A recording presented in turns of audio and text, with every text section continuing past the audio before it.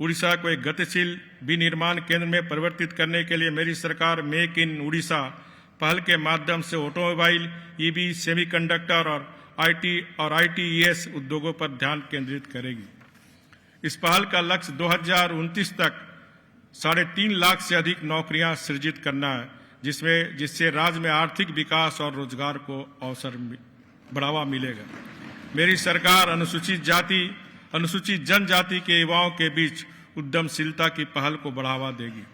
मेरी सरकार निष्पक्ष और पारदर्शी तरीके से 1.5 लाख रिक्त सरकारी पदों पर भर्ती सुनिश्चित करेगी, जिसमें से 65,000 पद अगले 2 वर्ष में भरे जाएंगे।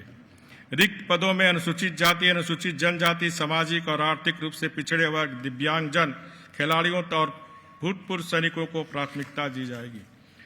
रोजगार में उल्लेखनीय वृद्धि हेतु मेरी सरकार युवाओं के लिए कौशल विकास प्रयासों और प्रशिक्षणों के अवसर को बढ़ाएगी। इससे उड़ीसा के युवा बहुमूल्य कार्य अनुभव और कौशल प्राप्त करेंगे। मेरी सरकार ऋण सहायता और नवाचार पर विशेष जोर देते हुए कारीगरों और बुनकरों के उत्थान के लिए प्रयास करेगी। हम उत्पादन इकाइयों की स्थापना, कौशल उन्नयन, प्रशिक्षण के लिए प्रोत्साहन प्रदान करेंगे।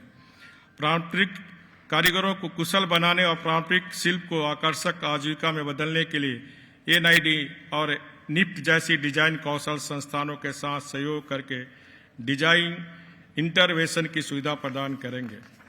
हस्तशिल्पी उत्पादों के राज्य द्वारा प्रमाणन के माध्यम से ब्रांड निर्माण की सुविधा प्रदान करेंगे और उड़ीसा हस्तशिल्प डिजाइन बैंक की स्थापना करेंगे। उड़ीसा अभी भी क्षेत्रीय असमानता के मामले में कई विकास संबंधी मुद्दों का सामना कर रहा है। कई सामाजिक, आर्थिक और संस्थागत बाधाओं के कारण उड़ीसा के सभी क्षेत्र समान रूप से विकास के लाभ को साझा नहीं कर पाए। कुछ क्षेत्र अभी भी पिछड़े बने हुए। अविकसितता और क्षेत्रीय असमानताओं की समस्या को दूर करने के लिए ठोस प्रयास और व्यापक क्षेत्र विशिष्ट हस्तक्षेप की आवश्यकता है।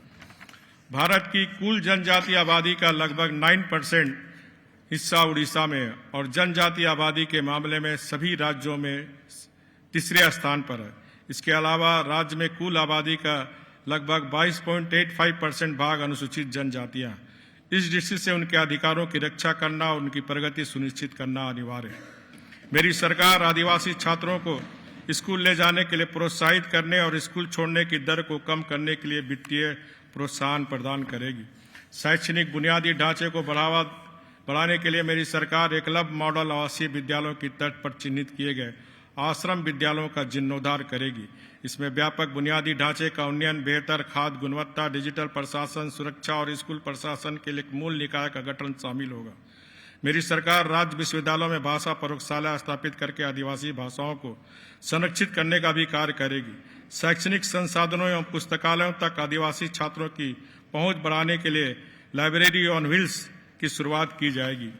मेरी सरकार का लक्ष्य है राज्य में महुआ आधारित आजीविका का प्रोत्साहन करना।